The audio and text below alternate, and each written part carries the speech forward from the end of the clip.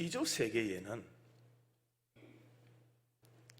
반드시 물이 있어야 됩니다. 물이 있어야 자연도 소생하고 또 곡식도 자라고 열매를 맺게 되지요. 특별히 인간은 물이 없으면 생존이 불가능합니다. 사람이 금식을 합니다. 신앙인들 중에 금식을 하는 분들이 있는데 금식, 음식을 안 먹는다는 거죠. 하지만 뭐는 마십니까? 물은 반드시 마셔야 됩니다.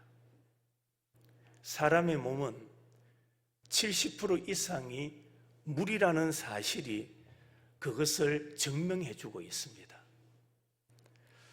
문명이 발달된 지역을 보면 한결같이 뭐가 있느냐? 강이 있어요. 강을 바탕으로 해서 문명이 발전되어져 왔습니다.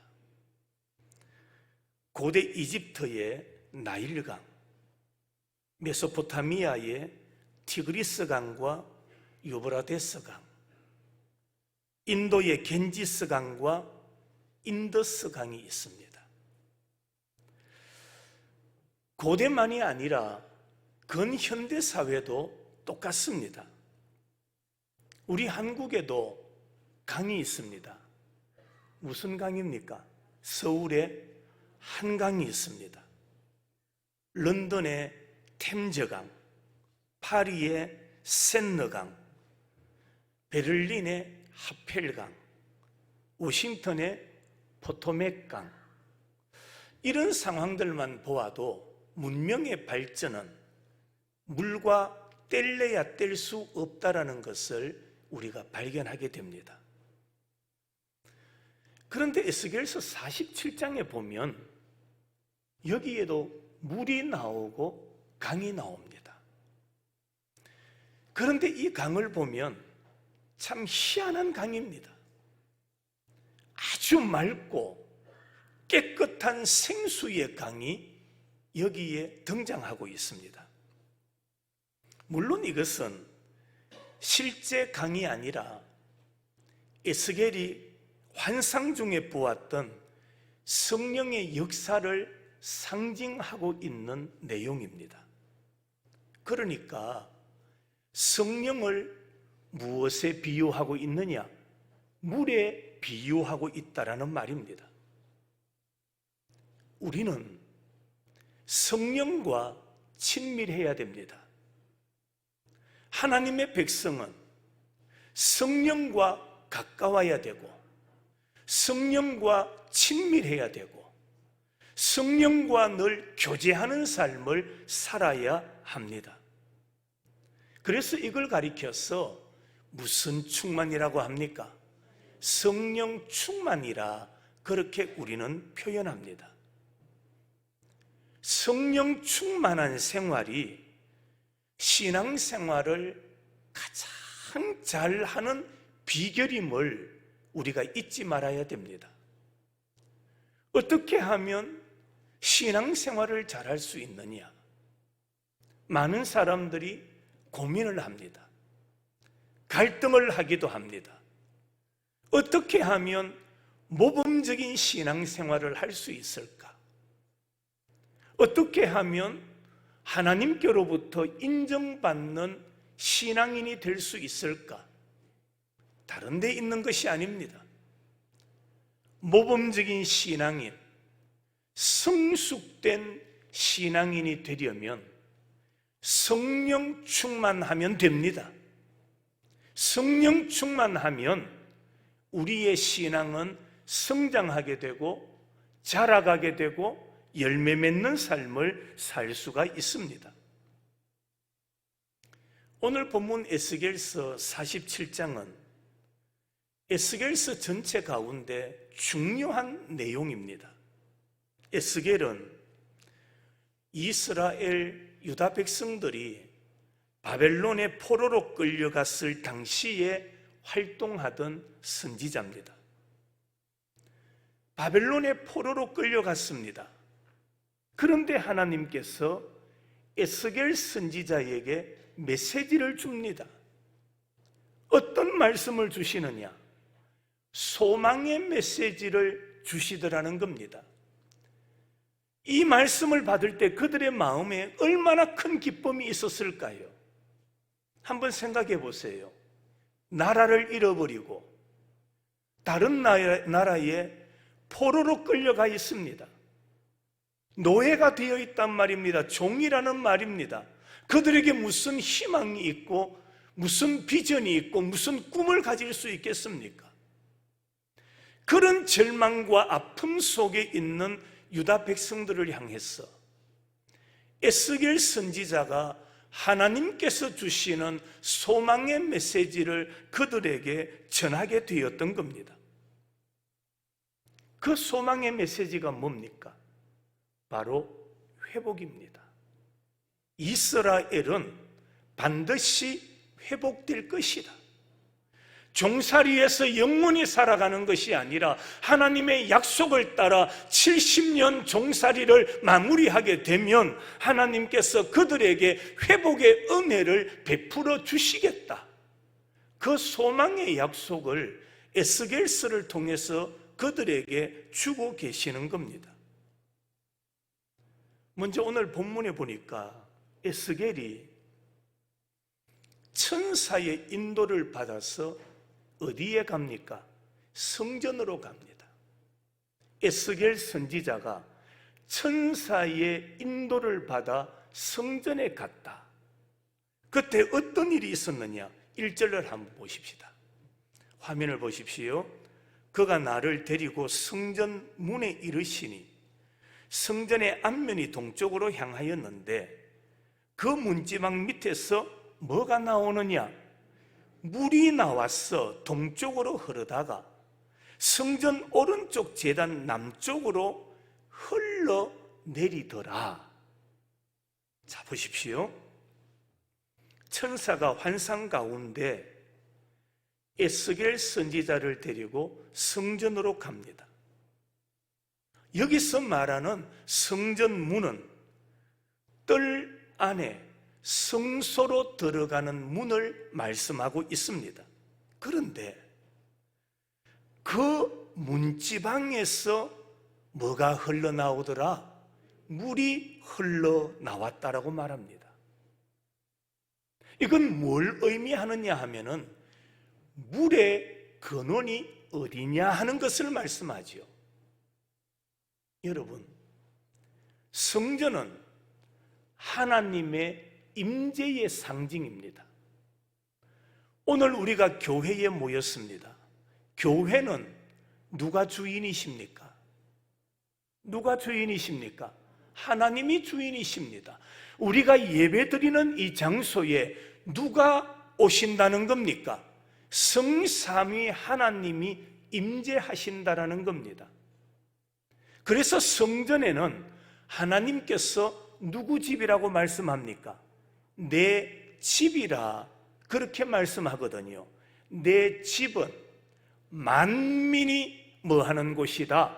기도하는 곳이다. 그러니까 성전은 뭘 의미하느냐 하면 하나님의 임재를 상징하는 것입니다. 그러니까 이 물의 근원이 누구시냐는 겁니다. 성전의 근원이 하나님이시라면 그 성전 문에서 물이 흘러나왔다라는 것은 하나님에게서부터 그 물이 시작되었다라는 것을 말씀하고 있는 겁니다. 2절입니다. 그가 또 나를 데리고 북문으로 나가서 바깥길로 꺾여 동쪽을 향한 바깥문에 이르시기로 본즉 물이 그 오른쪽에서 어떻게 합니까? 서며 나왔다 그렇게 말하지요. 1절에서는 어떻게 나오더라?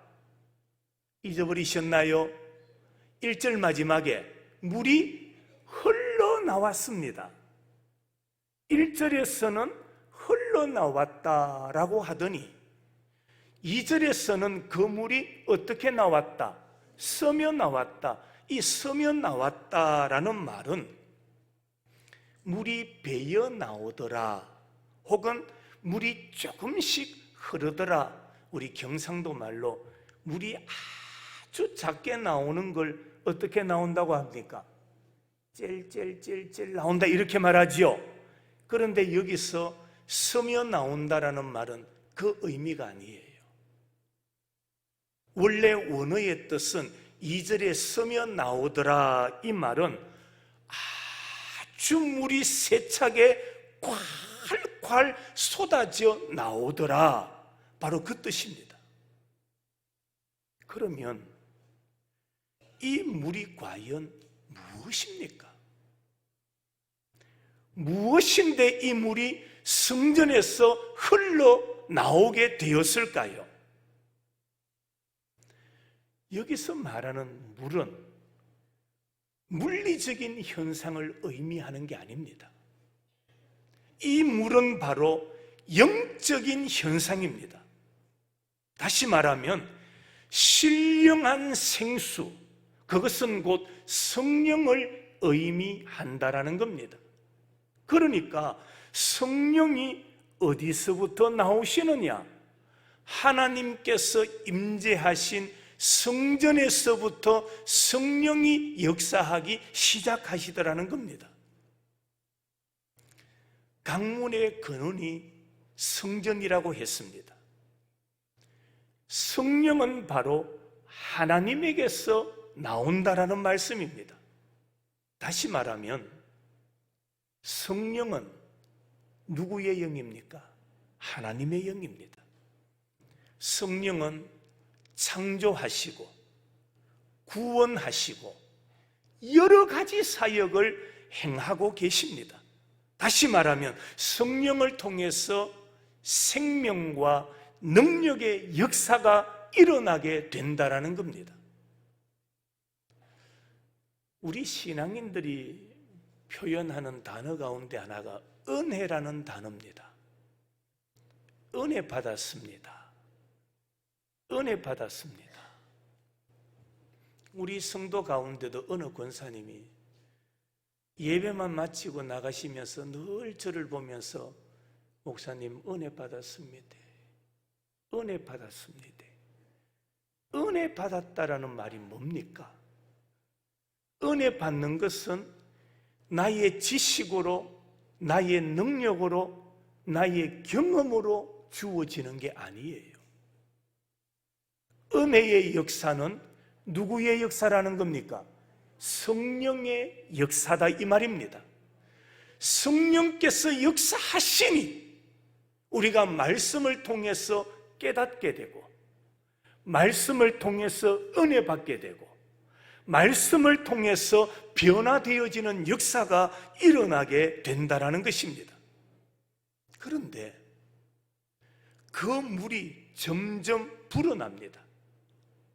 물이 흐르고 흐르더니 시내를 이루고, 그 다음 강을 이루고, 또다시 그 물이 흐르더니 바다를 이루었다라고 말씀하고 있습니다. 물이 흘러 넘치는 창이란 상태, 처음에는 물이 콸콸콸 쏟아지더니 그 물이 시내가 되고 강이 되고 바다가 되는 것, 이것은 바로 성령의 충만의 역사를 우리들에게 보여주시는 말씀입니다. 3절을 봅니다. 그 사람이 손에 줄을 잡고 동쪽으로 나아가며 천척을 청량한 후에 내게 그 물을 건너게 하시니 물이 어디에? 발목에 오르더라. 여기서 천척이 나옵니다. 이 청량 기준은 우리가 사용하지 않는 이 청량이지요. 우리로 치면은 이 천척 하면 약 한 550m 정도. 사람이 걸어간다. 걸어가면은 한 600보 정도 걸어가면 한 550m 정도 될 거예요. 이 천척을 내려가니 거기서 물을 재었다라고 말합니다. 물을 재었더니 물이 어디까지 차더라? 발목까지 차더라. 그 다음 다시 천척을 청량하고 내게 물을 건너게 하시니 물이 무릎에 오르고, 다시 천척을 청량하고 내게 물을 건너게 하시니 물이 어디에까지? 허리에까지 오르더라. 계속해서 청량을 해갑니다. 물이 흘러갑니다. 한 550m쯤 흘러서 물의 깊이를 재어라 했더니 발목까지 찹니다. 또 한 550m쯤 내려가서 다시 물을 재어라 했더니 어디까지? 무릎까지 오르더라. 또다시 한 550m 천척을 내려가서 물을 재어 보니 허리까지 물이 차더라. 그렇게 말합니다. 그런데 그것으로 끝나지 않아요. 오늘 봉독했던 5절 말씀입니다. 다시 천척을 청량하니 물이 내가 건너지 못할 뭐가 되었다? 강이 된지라. 그 물이 가득하여 헤엄칠 만한 물이요 사람이 능히 건너지 못할 강이더라. 다시 가보니까 또다시 한 550m쯤 내려가서 건널 수 있나 해서 물에 들어가 보니 건널 수 없어서 헤엄쳐야 할 정도로 물이 창일하더라. 물이 가득하더라. 그렇게 말씀합니다.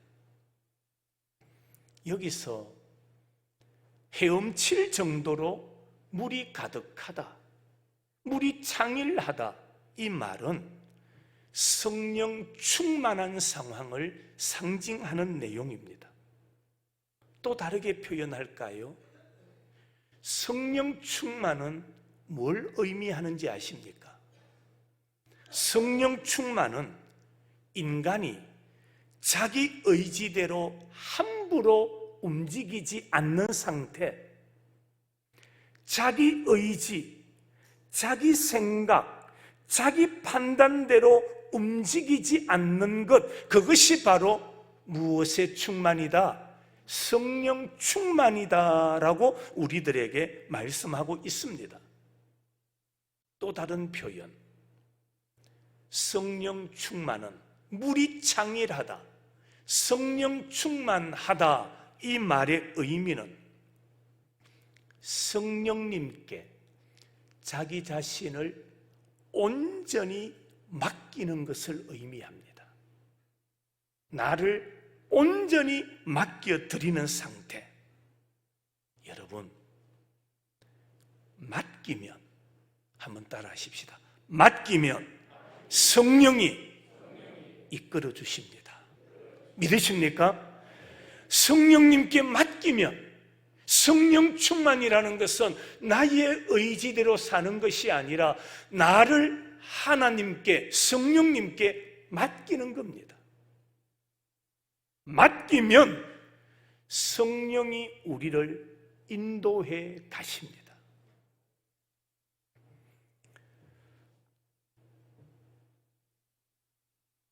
여러분들 자녀들이 어릴 때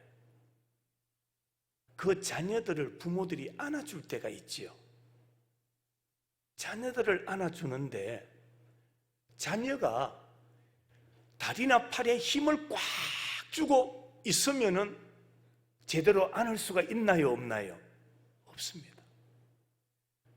다리에, 팔에, 몸에 힘을 꽉 주고 있으면요, 안아주고 싶어도 안기가 어려워요. 그런데 자녀들이 몸에 힘을 다 뺍니다. 그리고는 아버지가, 어머니가 안아주는 대로 힘을 빼고 있으면은 부모가 그 자녀를 가슴에 푹 안아주는 거예요. 성령 충만의 상태가 바로 그런 겁니다. 나의 의지, 나의 지식, 나의 경험을 다 내려놓는 겁니다. 그리고는 성령님께 모든 것을 뭐한다? 맡기는 겁니다. 그것이 바로 성령 충만한데, 맡기면은 성령께서 이끌어가 주십니다. 성령 충만하면 성령의 능력이 흐르고 넘쳐서 나를 지배하고 나를 이끌어 가신다라는 말씀입니다. 이런 신앙을 우리는 성숙한 신앙이라 그렇게 표현을 합니다.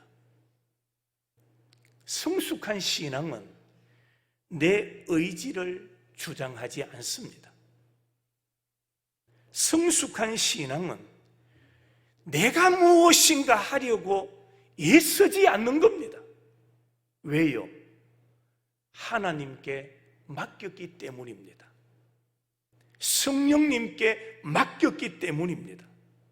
성령 충만은 내 의지를 접고 성령의 뜻을 따라 걸어가는 것, 그것이 바로 성령 충만입니다. 바울이 갈라디아서 5장 16절을 통해서 이렇게 말씀하고 있습니다. 누구를 따라 행하라? 성령을 따라 행하라. 그리하면 육체의 무엇을 욕심을 이루지 아니하리라. 성령을 따라 행하여야 육체의 욕심을 이루지 않게 되는 거예요. 이 말씀을 반대로 한번 생각해 보세요.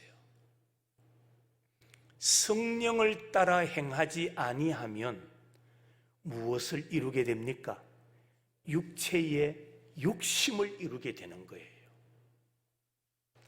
성령을 따라 행하면 육체의 욕심을 이루지 않게 되지만 성령을 따라 행하지 아니하면 육체의 욕심을 행하면서 살아갈 수밖에 없는 것이 우리 인간이라는 말입니다. 성도 여러분, 자신을 다 내려놓아야 됩니다. 내 의지를 내려놓고 성령의 이끄심에 나 자신을 맡겨서 성령의 은혜 안에서 헤엄쳐 나아가는 우리 모든 성도들이 되기를 간절히 소망합니다. 자, 그러면 성령 충만을 위해서 구체적으로 어떻게 해야 할까요? 어떻게 하면 우리가 온전히 성령 충만한 삶을 살아갈 수 있을까? 이 단어는 우리가 자주 사용하는 문장이에요. 어떻게 하면 우리가 성령 충만을 위한 삶을 살 수 있을까? 거기에 대한 답은 이겁니다. 마음을 비워라. 마음을 비워라. 마음을 비워야 성령 충만한 삶을 살 수가 있다는 겁니다. 여러분, 여기서 마음을 비워라 라고 말하니까 어떤 학자들이 마음을 비워라는 그런 의미의 내용은 아니에요. 마음을 비워라, 이 말의 뜻은 회개를 의미합니다. 회개하라. 다시 말하면 인간적인 욕망을 깨끗하게 비워라. 그것이 바로 성령 충만한 상태의 모습이라는 겁니다. 그러면 회개함으로 내 마음을 깨끗하게 비웠습니다. 마음을 비웠으면 그 마음이 어떨까요? 비어 있겠지요. 빈 상태로 있으면 안 되잖아요. 내가 회개하고 마음을 내리고 내 의지를 내려놓고 마음을 비웠습니다. 그렇다면 그 빈 마음은 무엇으로 채워야 됩니까? 바로 성령님이십니다. 성령으로 우리의 마음을 채워야 됩니다. 어떻게 성령으로 내 마음을 채울 수 있을까요? 말씀을 묵상하십시오. 끊임없는 기도로 성령을 의지하며 살아가는 여러분이 되시기를 바랍니다. 우리가 말씀을 읽어야 하는 이유가 바로 거기에 있습니다. 말씀을 묵상해야 되는 이유가 바로 여기에 있는 거예요. 내 마음에 성령을 충만케 하도록 하기 위하여 하나님의 말씀을 읽어야 되고, 말씀을 묵상해야 되고, 말씀을 붙들어야 되고, 말씀의 길을 걸어가야 되는 겁니다. 여러분, 사람이 배가 고프면은 뭐 해야 됩니까? 그거 모르는 사람이 있습니까? 말 못하는 어린 아이도 배가 고프면 자기의 배고픔을 무엇으로 표현합니까? 울음으로 표현하는 거예요. 울음으로 표현하면 엄마가 어떻게 하지요? 아이고, 이 녀석 배고프구나 그러면서 젖을 먹이는 겁니다. 우리가 어떻게 하면 비어있는 내 마음을, 빈 마음을 채울 수 있는지 아십니까? 수많은 사람을 만나서 교제하고 대화하고 여행 다닌다고 해서 내 빈 마음이 채워지는 게 아니에요.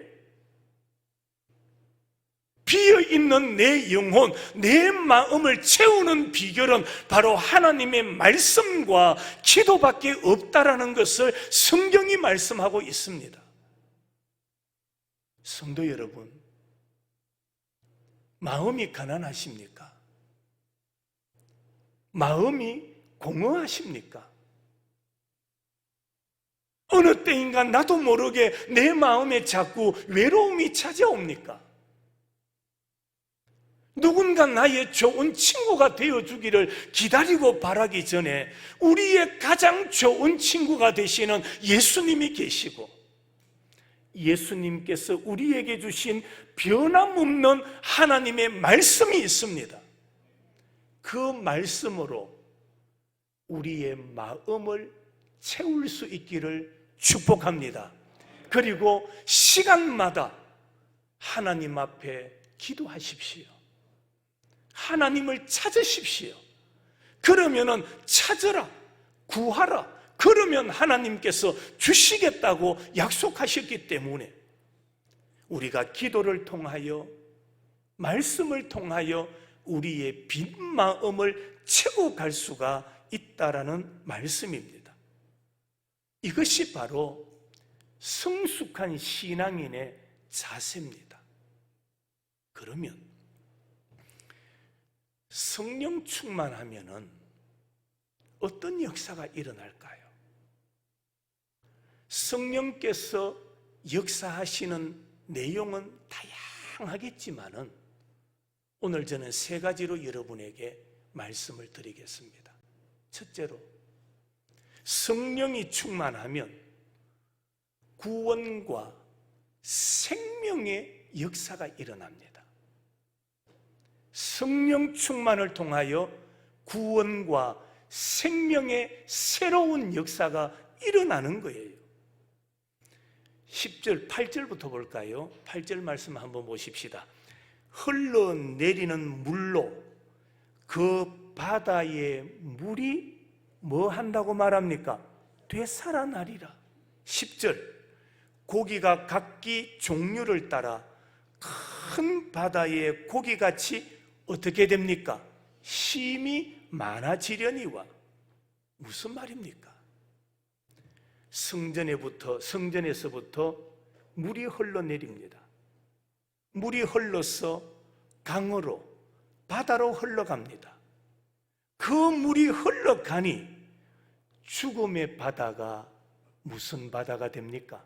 생명의 바다가 되더라. 이것이 바로 성령의 역사입니다. 예수 십자가의 복음이 전파되면 성령의 역사로 구원과 생명의 역사가 일어나는 거예요. 그런데 이렇게 죽음의 바다가 생명의 바다가 되는가 하면 11절을 한번 보십시다. 11절에 보니까 진펄과 개펄은 뭐하지 못하고 되살아나지 못하고 뭐가 될 것이며 소금 땅이 된, 어느 곳은 생명의 역사가 일어났습니다. 그런데 어떤 곳은 뭐 하지 못하고 되살아나지 못한다라고 말씀하고 있지요. 그 이유가 뭘까? 성령의 역사로 말미암아 어떤 땅은 생명의 역사가 일어나는데 어떤 땅은 죽음의 땅 그대로 남아있더라, 소금 땅이 되어 있더라, 그렇게 말씀하고 있습니다. 그 이유가 뭐냐? 그 시대 상황을 보면 됩니다. 요즘은 얼마나 좋은 그 가구라든가 또 아주 좋은 냉장고나 이런 것이 얼마나 많이 나옵니까? 요즘은 어떤 음식들도 김치 냉장고나 냉장고에 넣어 놓으면 오래도록 보관할 수 있지요. 그러나 당시에는 그렇지 않다는 겁니다. 이스라엘 백성들이 물고기를 요리하고 보존하려면은 그들에게 뭐가 필요합니까? 소금이 필요한 거예요. 하나님은 살아나고 소생하여야 할 곳은 살아나게 만들어 주시고 백성들이 필요한 소금이 있는 곳은 그 땅이 여전히 소금이 남아있도록 만들어 주시더라. 또 하나, 소금은 민물에는 없습니다. 민물에 소금이 날 수가 없습니다. 소금은 어디에서 납니까? 바닷물에서 소금을 얻게 되지요. 그렇기 때문에 이런 대조적인 현상을 통해서 제가 오늘 설교 서두에서 그런 말을 했어요. 자연의 세계를 보면서 어떻게 사람이 이렇게 계절을 변화시킬 수가 있느냐? 없다. 이런 변화를 보면서 우리는 누구를 보라는 겁니까? 하나님을 보라는 거지요. 똑같은 자연 상황 속에서 어떤 땅은 생명의 역사가 일어나고 어떤 땅은 소금 땅으로 그대로 남아 있도록 만드신 것은 사람이 할 수 있는 일이 아니다. 이런 역사는 누가 하신 일이다? 하나님께서 하신 일이라는 것을 그들에게 보여주고자 하시는 것입니다. 두 번째로, 성령께서 충만하면 변화와 새로운 역사가 일어난다라는 겁니다. 새 창조의 역사. 오늘 12절입니다. 강 좌우 가에는 각종 먹을 과실나무가 뭐합니까? 자라나더라고 말합니다. 성전에서 흘러나오는 물로 인해서 강 좌우에 나무들이 무성한데 그 나무들이 열매를 맺는데 얼마나 맺느냐? 새 열매, 달마다 하나님께서 거기서 열매를 얻도록 만들어 주시더라는 겁니다. 이것은 바로 새로운 변화의 역사, 새로운 창조의 역사를 우리들에게 말씀하고 있는 겁니다. 다시 말하면 성령은 어떤 일을 하시느냐? 창조의 역사를 이루어 가시는 분이시다. 창조는 하나님과 예수님과 성령께서 하신 일이다라는 것을 우리들에게 보여주고 있는 말씀입니다. 세 번째로는 성령 충만하면 회복과 치유의 역사가 일어나게 됩니다. 12절이죠. 그 열매는 먹을 만하고 그 잎사귀는 약 재료가 되리라. 여기 열매가 먹을 만하다, 이 말은 새 힘을 주신다, 그 말입니다. 회복의 역사를 말씀하고 있습니다. 그뿐만 아니라 잎사귀가 약 재료가 된다, 치유의 역사지요. 고쳐주신다라는 겁니다. 그러니까 성령께서 하시는 일이 뭐냐? 성령은 바로 회복의 영이요, 성령은 치유의 영이 되신다, 그것을 우리들에게 말씀하고 있는 겁니다. 성도 여러분, 우리가 회복되려면, 우리가 치유되려면 우리는 성령 충만한 성도가 되어야 됩니다. 성령 충만하면 성령께서 우리를 회복시켜 주십니다. 성령께서 우리로 하여금 회복시켜 주실 뿐만 아니라 우리를 고쳐주시는 하나님이시라고 말씀하고 있습니다. 오늘 이 에스겔서의 바로 은혜의 강을 통해서 여러분 개개인을 한번 돌아보십시오. 어떤 사람은 발목까지 찬 은혜의 강에서, 어떤 사람은 무릎, 어떤 사람은 허리에 찬 그 물에서 만족하며 신앙생활하고 있지는 않습니까? 그런데 성경은 우리에게 사람의 힘으로 헤엄쳐 갈 수 없을 정도로 물이 가득한 상태, 창일한 상태의 길을 걸어가라고 말씀합니다. 그것은 바로 우리의 의지를 다 내려놓고 전적으로 성령을 의지하는, 성령님께 모든 것을 맡기고 살아가는 삶을 살아라, 그것을 우리에게 말씀하고 있습니다. 이번 한 주간 우리는 또다시 분주한 삶을 시작하게 될 겁니다. 생각지도 않았던 아픔을 겪게도 될 것이고, 또 어떤 이들은 하루하루를 계획이나 생각보다도 수월하게 지나가는 사람도 있을 겁니다. 그러나 우리는 우리의 의지를 내려놓아야 됩니다. 우리의 생각과 계획을 내려놓아야 우리가 성령 충만한, 성령님께 붙들린 삶을 살아갈 수 있기 때문입니다. 성령님께 붙들린 자만이 은혜의 강 안에서 살아갈 수가 있습니다. 우리 모든 성도들 이번 한 주간도 성령 충만한 삶, 은혜의 강에서 살아가는 믿음의 성도들이 되시기를 주님의 이름으로 축원합니다.